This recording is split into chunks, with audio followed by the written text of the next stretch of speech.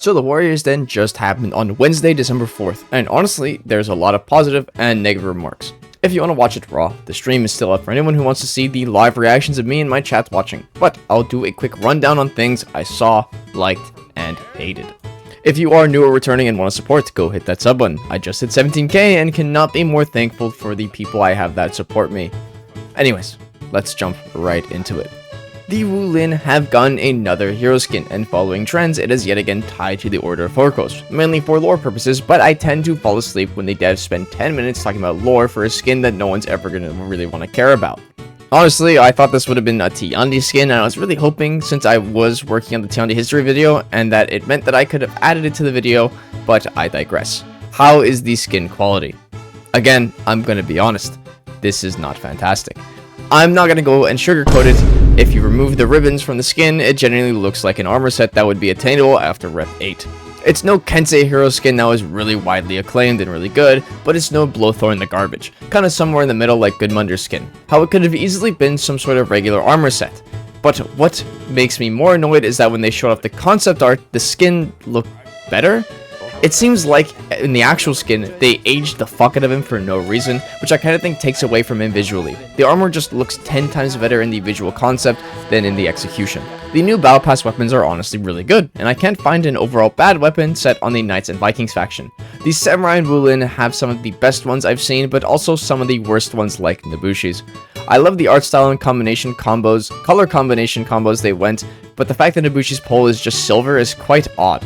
I mean, another L for Nabushi players, I guess. As a Knight main, I don't really care about the other factions' armor sets, but I still look at them.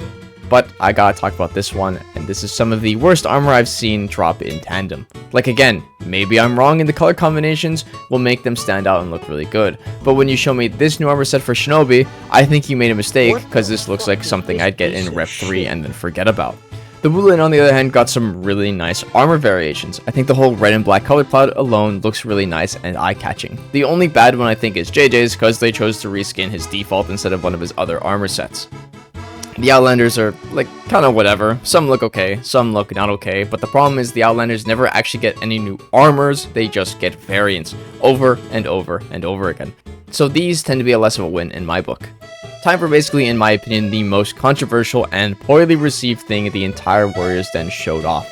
PK's Feat Change Testing Grounds. Now before we all pick up our stakes and torches marching over to Ubisoft HQ, let this be known that this is just a testing ground. The whole reason for a testing ground to exist is to test things they don't think are ready for live game patches.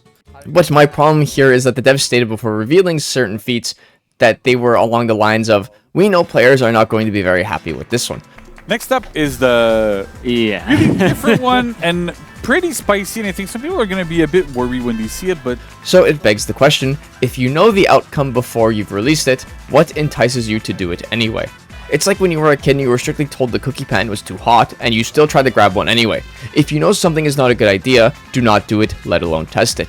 If you know your feedback to a feat will be bad, you are wasting resources on an answer you didn't need to be told because you already knew it in the first place. Instead of just openly complaining, let's run down the feats. Her tier 1 is a crossbow like her third feat is. 15 damage and 10 of that being bleed. So in practice, this is better kunai. Same damage as kunai, but added effect of bleed. And the kick is that the cooldown is just 30 seconds, meaning PK can start a fight with her first feat and use it again before the fight is really over. The main complaint this is that it's a first feat, so all you have to do is capture your home point and go to clear mid once, and it's online for the rest of the game. It may be reactable in a 1v1, but nothing is reactable when it's off your screen. Here tier 2 gives passive armor when she lands an attack on an opponent who is bleeding. I don't really have a problem with this. All I can really say is that it's a little odd to give an assassin a defensive feat instead of a strictly offensive one. Moving on to her third feat. This is something I would never ever imagine speaking out loud myself in a concept video because the idea is awfully stupid on paper. While PK's third feat is active, PK will now have the ability to deflect any attack that lands while she's dodging. And she doesn't even have to dodge in the right direction. This includes external attacks. What the fuck were we thinking with this one, Ubisoft?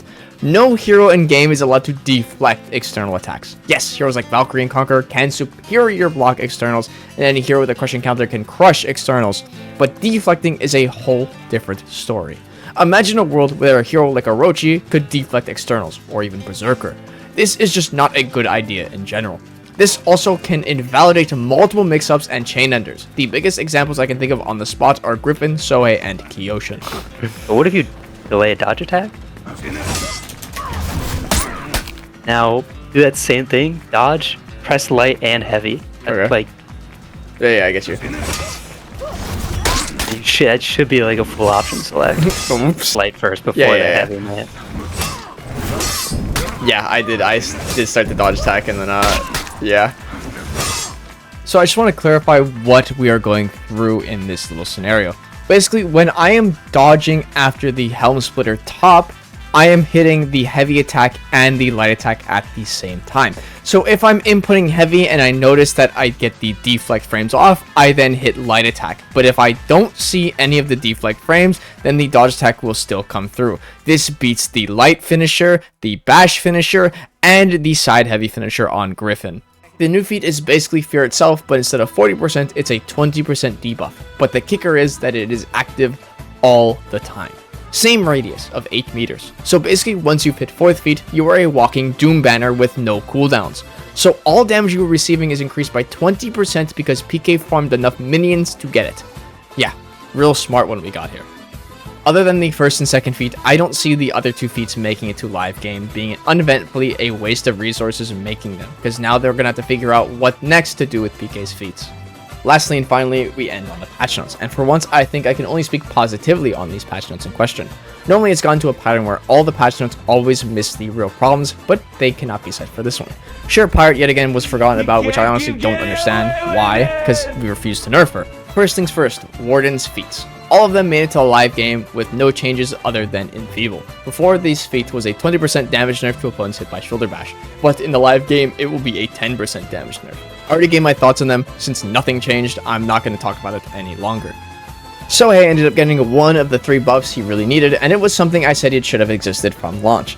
On Sohei's opener heavy, the move will receive hyper armor after 300 MS.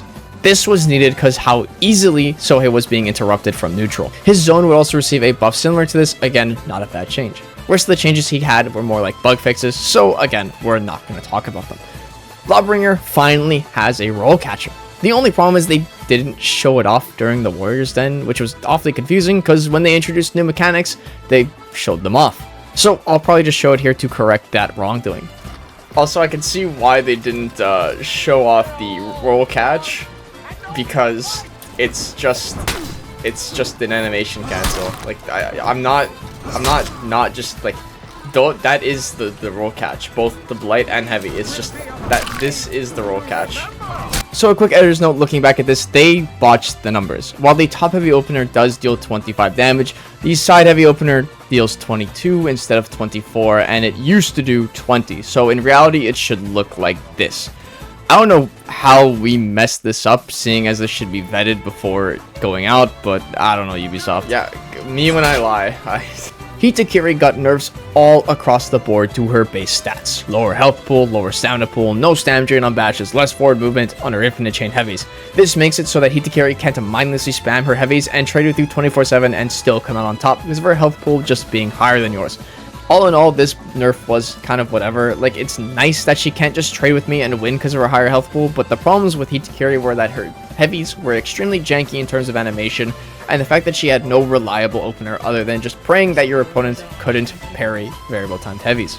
VG would get her wings clipped decently hard. While her mechanics didn't get nerfed, her timings and windows got adjusted to top the whole. I made a mistake, but my crushing counters bailed me out again. Any hero in the game has a 200 MS window for their crushing counters. VG had 300 MS windows, meaning that margin of error with her crushing counters were a lot higher.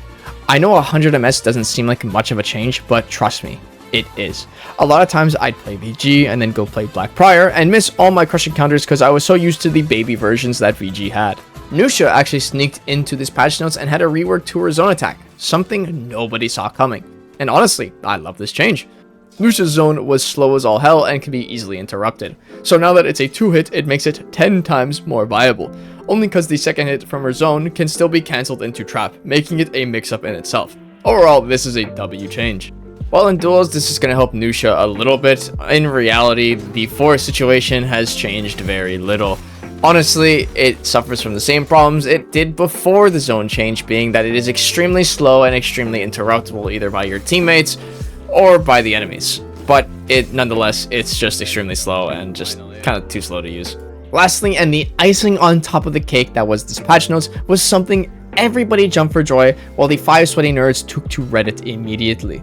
Something I always say is that unintentional mechanics in a video game should be removed, and any abuse of these should result in some sort of penalty to the players. Zergtech is something nobody liked going up against, to the point where in competitive tournaments, any sighting of Zergtech would have their team disqualified. For Honor for a long time said that Zergtech was unfixable, which was a hard pill to swallow, but everyone's surprised, Zergtech has now been officially removed from the game. Nothing else to say. Good job, Ubisoft. This has been the patch notes for December. No talk about the new hero until maybe next month in January. Thank you for everyone that showed up to the stream. It really made my day, seeing 300 plus people decide to spend their day with me watching the Warriors Den. As always, I love you guys, and I hope you guys have a great day.